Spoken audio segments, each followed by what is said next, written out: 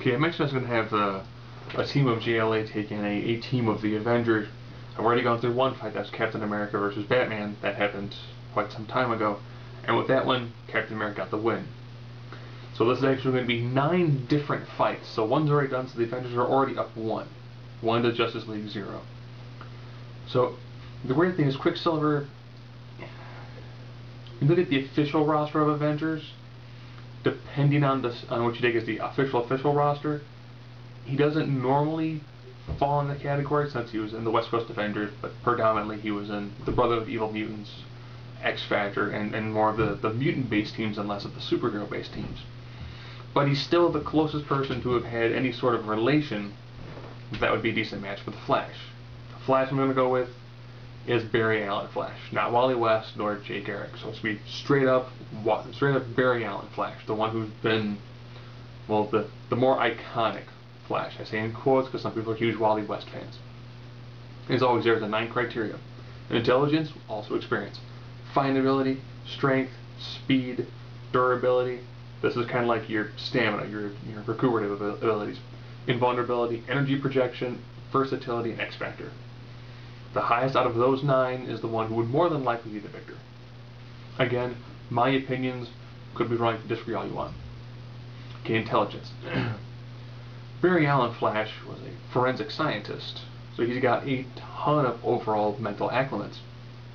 I'm also blending experience with it at the same time too, and since he's got a lot of experience on his side, remembering the original crises, coming back during the final crisis, as well as Flashpoint, provided the previous 2 still happen in the DC universe. This is more of the older DC style, before the new DC, so I'm comparing that to what we've seen from Quicksilver, who has spent a lot of his time on both the hero and villain side, but has never really had to have what I would consider to be a very steady, regular day-to-day job. So I like to give the intelligence and experience edge to Flash. Fighting ability.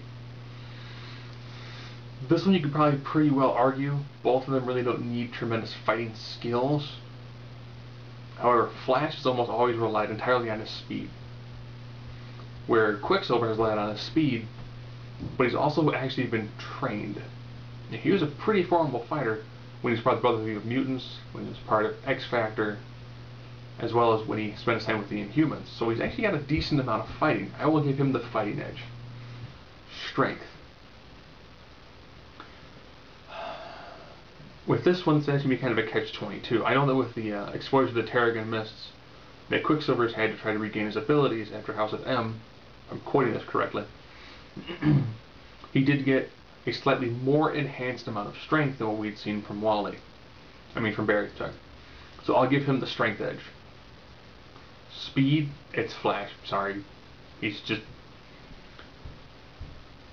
the amount of speed he can do for an extended period of time is just absolutely insane.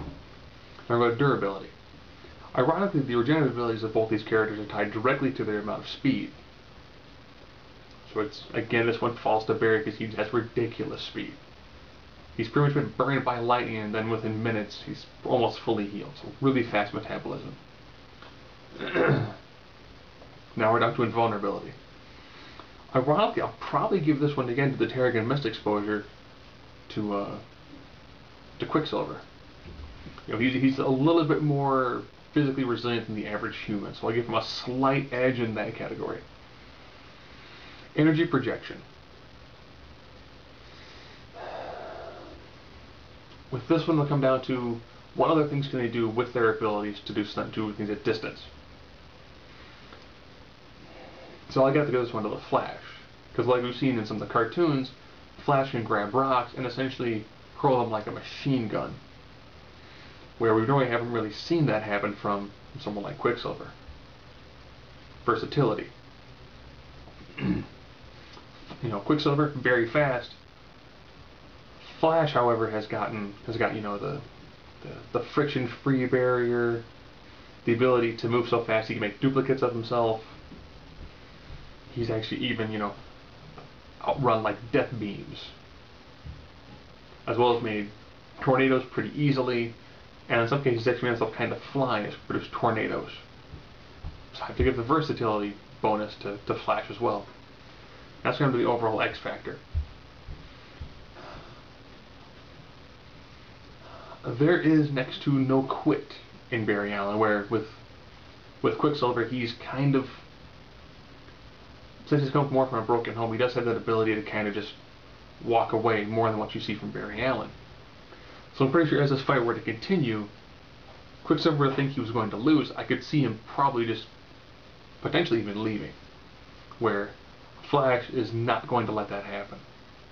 So I give this one 6-3 for the Flash. So as of right now, Justice League 1, Avengers 1.